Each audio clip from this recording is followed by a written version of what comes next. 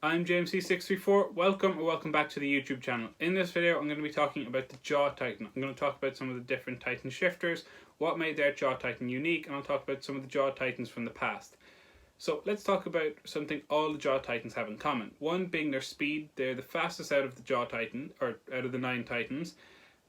They all have an incredible bite force and sharp claws that can basically cut through anything. A great example of the powerful bite force is when Porco Galliard, his Jaw Titan, broke the crystal created by the Warhammer Titan. Now, another thing that all of the Jaw Titans have in common is their small size and stature, but this made them really great for traversing, being flexible and maneuverable, especially in forests and other things. We see this especially with Ymir moving around when she was in Jaw Titan form. Now, let's get straight into the first Titan shifter that we see in the storyline, being Marcel Galliard, Porco Galliard's older brother. Let's talk a bit about Marcel Galliard. Marcel Galliard was one of the 4 chosen to go to Paradise Island and reclaim the founding Titan. Some of the stuff we know from what other people have said, because we actually don't see too much of him on screen. We only know so much about him because of what the other warrior candidates and what the Marleyans have actually said about him. And what we can gather from this is, one, he was a good leader and a confident leader. Something that points towards this is the fact that when Ymir ate Marcel Galliard, Annie Lionheart thought that the mission was going to fail without him, and Reiner from that point on tried to copy his leadership style, which would suggest that he was obviously a really great leader for the team. Now, another thing we can say about Marcel Galliard is that he was a great older brother to Porco Galliard, and that he did everything he could to protect his younger brother. One of the examples of him protecting his younger brother is that he actually sabotaged his chances of becoming the Armored Titan. So Porco was meant to become the Armored Titan originally instead of Reiner, but Marcel talked to the Marleyan government and ruined his chances, saying that he would not be a good fit. Reiner would be better suited to be the Armored Titan. Now, this didn't make much sense, but because of how great in terms of the warrior program Marcel was, they took him at his word and they made Reiner the Armored Titan instead. So, and the last example we kind of have of him being a great leader and protecting the people around him is when Ymir attacked in her Titan form. She was originally aiming for Reiner, but Marcel Galliard pushed him out of the way and ended up getting eaten instead. Then Ymir obviously became the next Jaw Titan. We're going to talk about her in a second. First, we're going to talk about what Marcel's Titan actually looked like. Now, we don't see it too much. We do see it in a previous invasion, or Marley's invasion of another land. So I'm getting confused by all these M's. Yeah, but we see him in a invasion of another land before the Paradise Island mission. But what we see about his Titan is that it has a mask on its face that is a hardened mask. It does have its claws, and the one thing that's quite unique to his one, well, Porco's is quite similar, but it has a goatee / beard, which obviously 12-year-old Marcel did not have. So yeah, that's pretty much all there is to Marcel Galliard's Jaw Titan. Now, he didn't have this Jaw Titan for long because, as I've said, Ymir ended up eating him and becoming the next Jaw Titan. Ymir's history is actually really interesting. Ymir was a poor orphan, and she was adopted by a man who wanted to kind of remake Marley, or he basically created a cult around Ymir, giving her the name Ymir because of Ymir Fritz.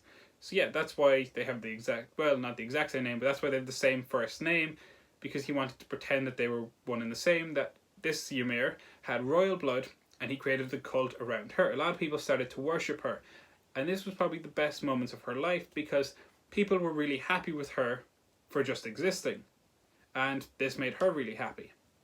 And obviously, the man who adopted her / made her the Ymir was really happy because he was becoming really rich off of this. Now, Marley did not like this. When they found out, they basically arrested everyone from the cult, and she pretended to be the real Ymir Fritz in hopes that they would leave the cult alone and just take her.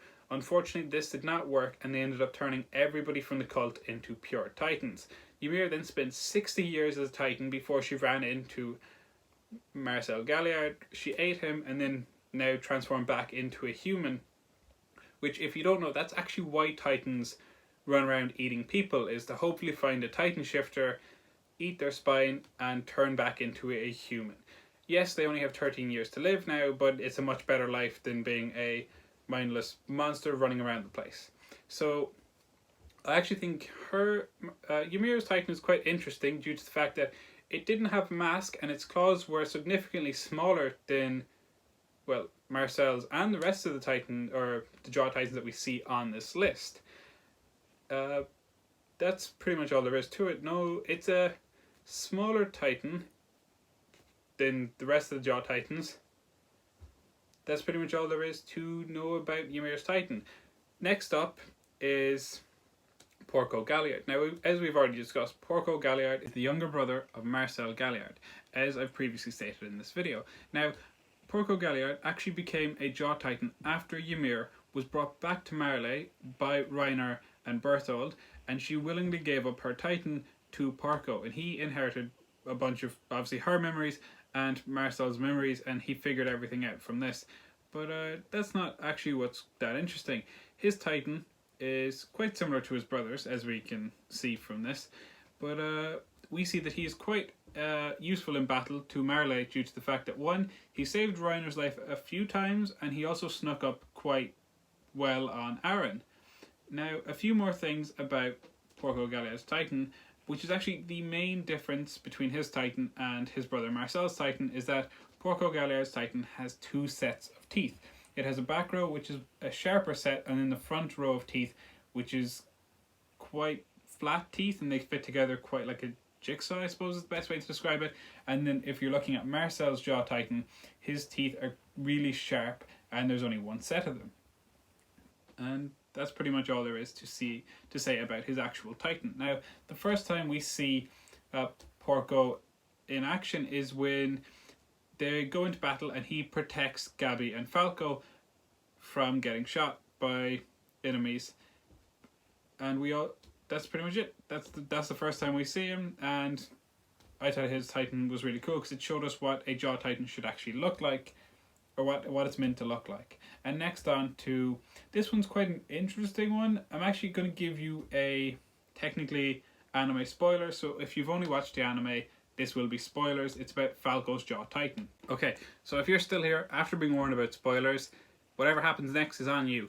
We're going to talk about Falco's Jaw Titan. But first up, we're going to give you a little information about Falco, go over him, over his past and stuff. So when we first introduced to Falco, he is a warrior candidate trying to inherit one of the Titans. His main reason for trying to inherit a Titan is specifically the armored Titan, so that Gabby, the woman he's in love with, won't have to suffer and only live a short few years of her life.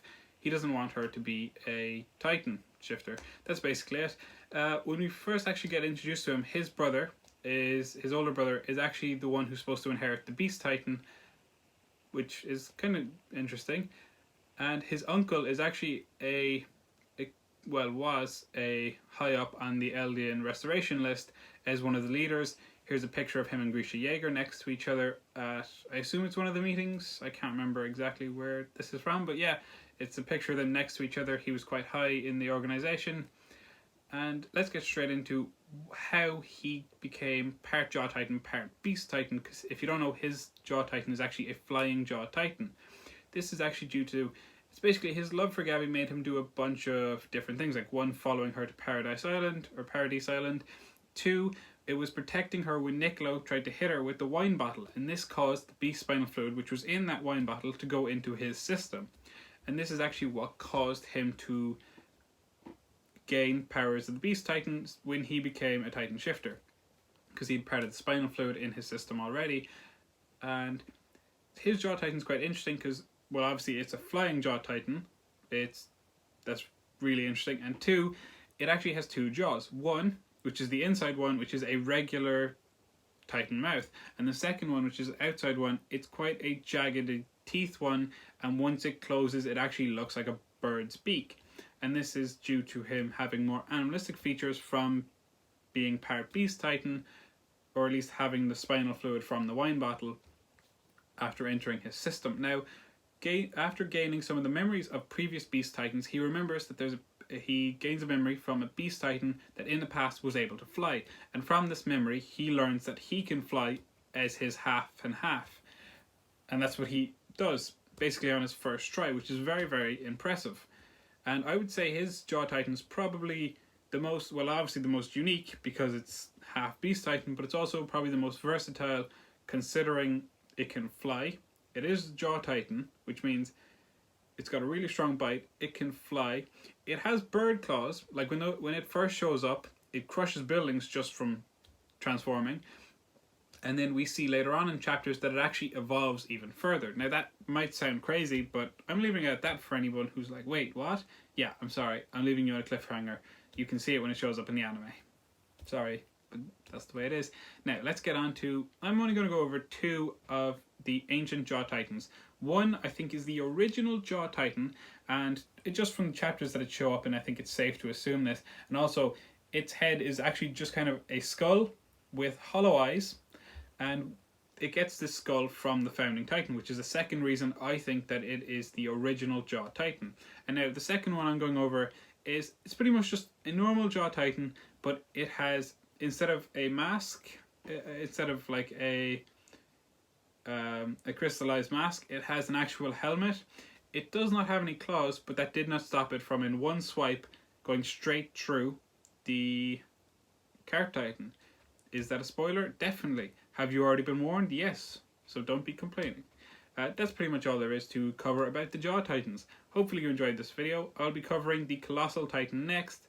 If there's anything else you want to see in terms of AOT or just anime stuff in general, let me know, put it in the comments, and I will try to make the video.